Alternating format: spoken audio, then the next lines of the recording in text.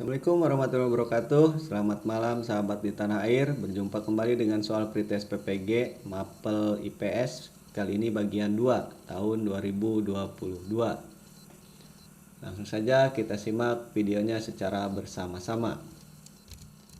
Soal nomor 21. Berikut adalah keterampilan IPS terkait dengan upaya memperoleh informasi kecuali A. Keterampilan membaca, B. Keterampilan belajar, C. Keterampilan menggunakan alat-alat teknologi, dan D. Keterampilan intelektual.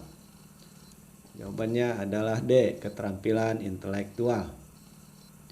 Soal nomor 22. Pendekatan yang cara penyampaiannya dengan mempertautkan konsep-konsep lain yang bersifat menunjang yang dilakukan secara sistematis adalah A. Pendekatan disiplin, B. Pendekatan interdisiplin, C. Pendekatan multidisiplin, dan D. Pendekatan indisipliner. Jawabannya adalah B. Pendekatan interdisiplin. Soal nomor 23. Pendekatan yang bertitik tolak dari sesuatu disiplin ilmu tertentu, yang artinya pola kerangka pendekatan ini dimulai dari penyampaian konsep-konsep dari suatu disiplin, kemudian menambahkan konsep-konsep disiplin lainnya yang bertujuan untuk mendukung konsep-konsep disiplin tersebut disebut A. Pendekatan interdisiplin, B. Pendekatan lingkungan, C. Pendekatan struktur, dan D. Pendekatan kemasyarakatan. Jawabannya adalah C. Pendekatan struktur. Soal nomor 24. Pembelajaran IPS SD dengan menggunakan contoh masyarakat sebagai dari berbagai bidang dan tepat dengan menunjukkan gambar, clipping dari tokoh tersebut merupakan salah satu langkah model pendekatan dalam pembelajaran IPS model. A. Ekspositori berorientasi nilai dan sikap, B. Analitik keteladanan, C. Kajian nilai, dan D. Integratif konsep dan nilai. Jawabannya adalah B. Analitik keteladanan. Soal nomor 25. Dalam pembelajaran IPS, guru dapat menggunakan lingkungan sekitar sebagai sumber belajar. Lingkungan sekitar dapat berupa lingkungan alam, lingkungan sosial, dan lingkungan budaya. Di bawah ini yang bukan contoh pemanfaatan lingkungan sosial sebagai sumber belajar IPS adalah A. Mengenal jenis-jenis mata pencaharian penduduk di sekitar tempat tinggal dan sekolah, B. Mengenal kehidupan beragama yang dianut oleh penduduk sekitar tempat tinggal dan sekolah, C. Mengenal struktur pemerintahan setempat seperti RT, RW, desa, atau kelurahan dan kecamatan, dan D. Mengenal pemanfaatan sumber daya alam bagi kehidupan manusia. Jawabannya adalah D. Mengenal pemanfaatan sumber daya alam bagi kehidupan manusia. Soal nomor 26. Media pembelajaran yang tepat digunakan untuk mengajarkan materi jual beli adalah A. Gambar, B. Video jual beli di pasar, C. Bermain peran, dan D. Teks cerita. Jawabannya adalah B. Video jual beli di pasar. Soal nomor 27. Munculnya media massa, khususnya media elektronik sebagai sumber ilmu dan pusat pendidikan, sehingga guru bukannya satu-satunya sumber ilmu pengetahuan adalah A. Pengaruh iptek dalam bidang informasi dan komunikasi, B. Pengaruh iptek dalam bidang kesehatan, C. Pengaruh iptek dalam bidang pendidikan, dan D. Pengaruh iptek dalam bidang sosial budaya. Jawabannya adalah A. Pengaruh iptek dalam bidang informasi dan komunikasi. Soal nomor 28. Perang Dunia II tidak hanya terjadi di wilayah Eropa, melainkan terjadi pula di wilayah Asia Pasifik. Perang Dunia II di wilayah Asia Pasifik diawali dengan peristiwa A. Pendudukan Jepang di Indonesia, B. Penyerbuan Jepang terhadap semenanjung Korea, C. Penyerbuan Jepang terhadap wilayah Asia Tenggara dan Cina, dan D. Penyerangan Jepang atas Pearl Harbor, pangkalan Angkatan Laut Amerika Serikat. Jawabannya adalah D. Penyerangan Jepang atas Pearl Harbor, pangkalan Angkatan Laut Amerika Serikat. Soal nomor 29. Fakta merupakan dasar untuk pengajaran kognitif dalam IPS. Oleh karena itu, siswa harus dapat membedakan antara fakta dan opini, seperti contoh di bawah ini. 1. Penduduk Indonesia mayoritas beragama Islam. 2. Bogor merupakan salah satu kota indah di Indonesia. 3. Indonesia adalah negara kepulauan. 4. Insinyur Soekarno adalah presiden pertama Indonesia. Dari pernyataan di atas yang termasuk fakta adalah A. 1, 2, dan 3, B. 1, 2, dan 4, C. 1, 3, dan 4, dan D. 2, 3, dan 4. Jawabannya adalah C. Penduduk Indonesia mayoritas beragama Islam. Indonesia adalah negara kepulauan dan Insinyur Soekarno adalah presiden pertama Indonesia. Soal nomor 30. Pernyataan di bawah ini yang termasuk konsep lokasi relatif dalam geografi adalah A. Jarak antara Jakarta-Bandung dapat ditempuh dalam waktu 2 jam melewati tol Purbalenyi. B. Letak astronomis Indonesia berada pada posisi 95 bujur timur sampai 141 bujur timur dan 60 lintang utara sampai 110 lintang selatan. C. Pakaian dari bahan katun cocok digunakan di daerah panas, sedangkan pakaian dari bahan wol cocok digunakan di daerah dingin. Dan D. Harga tanah di pusat kota lebih mahal daripada harga tanah yang ada di pedesaan. Jawabannya adalah D. Harga tanah di pusat kota lebih mahal daripada harga tanah yang ada di pedesaan. Soal nomor 31. Berikut yang bukan pernyataan tentang keterkaitan konsep ruang dan waktu adalah A. Segala peristiwa pada suatu ruang merupakan satu kaitan dengan terjadinya satu waktu. B.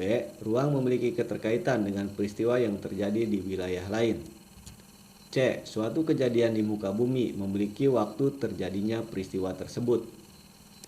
Dan D. Ruang tidak dipengaruhi oleh waktu yang terjadi di kejadian lampau. Jawabannya adalah D. Ruang tidak dipengaruhi oleh waktu yang terjadi di kejadian lampau. Soal nomor 32.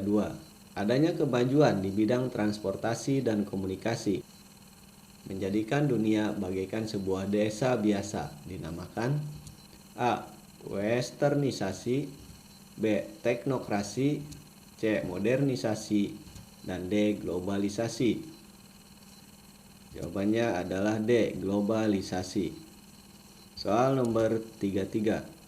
Pada era kemajuan iptek ini, untuk menuju masyarakat Indonesia yang mengutamakan kesatuan wilayah NKRI dan menghargai kebinekaan untuk mencapai tujuan nasional, sangat dibutuhkan adanya peningkatan mutu generasi muda, khususnya dalam hal A. Kemampuan iptek untuk menunjang pertahanan dalam negeri, B. Kemampuan mempertahankan sikap nasionalisme dan cinta tanah air, C. Memiliki wawasan Nusantara, dan D. Sikap nasionalisme kenegaraan.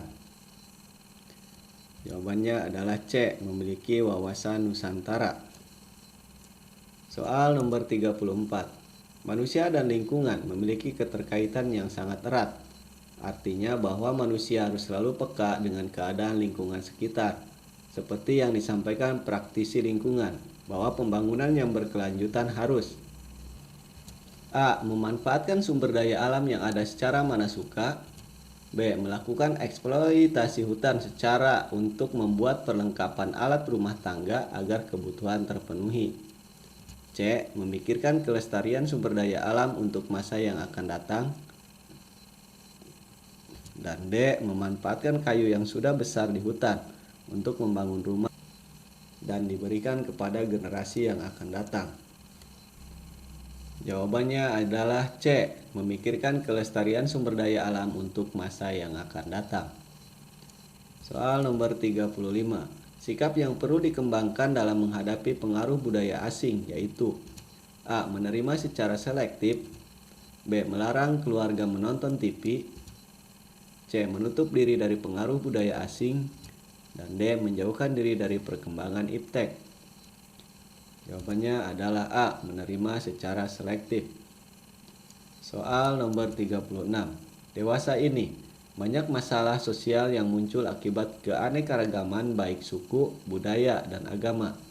Berikut bukan merupakan faktor yang dapat mempengaruhi melemahnya kerukunan hidup masyarakat adalah A. Adanya politik aliran yang lebih mementingkan kemajuan sebuah kelompok di bidang politik. B. Muncul sikap primordialisme dan etnosentrisme. C. Adanya konsensus dalam kelompok masyarakat. Dan D. Individu bersifat apatis kepada kelompok. Jawabannya adalah C. Adanya konsensus dalam kelompok masyarakat. Soal nomor 37. Dampak negatif dari perkembangannya pola pikir dan gaya hidup barat pada masyarakat Indonesia adalah A. Semakin menguatnya persaingan antar individu. B. Pola hidup masyarakat yang semakin konsumtif. C. Perilaku masyarakat yang semakin sensitif dan kreatif. Dan D. Tuntunan dan pergerakan masyarakat yang semakin reaktif. Jawabannya adalah B. Pola hidup masyarakat yang semakin konsumtif. Soal nomor 38. Masyarakat Indonesia dalam era globalisasi dibanjiri dengan informasi dan produksi luar negeri. Meskipun demikian, banyak contoh yang menunjukkan rasa bangga kita sebagai bangsa Indonesia, antara lain dengan A. Menjadi duta kebudayaan di luar negeri. B. Memakai pakaian bermerek luar negeri. C. Mengentaskan rakyat dan desa tertinggal. Dan D. Mengikuti perjalanan wisata. Jawabannya adalah A. Menjadi duta kebudayaan di luar negeri. Soal nomor 39. Perilaku positif yang harus dimiliki masyarakat Indonesia untuk menghadapi arus modernisasi dan globalisasi ini adalah A. Penerimaan secara terbuka tetapi tidak menjadi dinamis dalam mengikuti arus modernisasi dan globalisasi. B. Mengembangkan sikap selektif dalam menilai hal-hal yang sedang terjadi terkait dengan pengaruh modernisasi dan globalisasi. C. Memiliki sikap kepekaan yang dapat menunjukkan pengaruh yang timbul akibat adanya arus modernisasi dan globalisasi. Dan D. Memiliki sikap adaptif, yakni sikap mampu menyesuaikan diri terhadap hasil perkembangan modernisasi dan globalisasi yang belum diseleksi. Jawabannya adalah C. Memiliki sikap kepekaan yang dapat menunjukkan pengaruh yang timbul akibat adanya arus modernisasi dan globalisasi. Soal terakhir. Peranan manusia yang dapat menguntungkan bagi lingkungan adalah A. Melakukan eksploitasi sumber daya alam yang tidak dapat diperbaharui secara konsisten. B. Melakukan sistem pertanian secara tumpang sari atau multikultur untuk menjaga kesuburan tanah. C. Memasang paping di halaman rumah agar tidak becek saat musim hujan tiba. Dan D. Membuat sumur resap pada daerah yang sering terjadi banjir saat musim hujan telah tiba. Jawabannya adalah B. Melakukan sistem pertanian secara tumpang sari atau multikultur untuk menjaga kesuburan tanah. Demikian soal-soal pretest yang dapat saya sampaikan. Semoga bermanfaat. Jangan lupa like dan subscribe serta ketuk loncengnya biar kami bisa menampilkan video-video yang terbaru. Sampai jumpa di video berikutnya.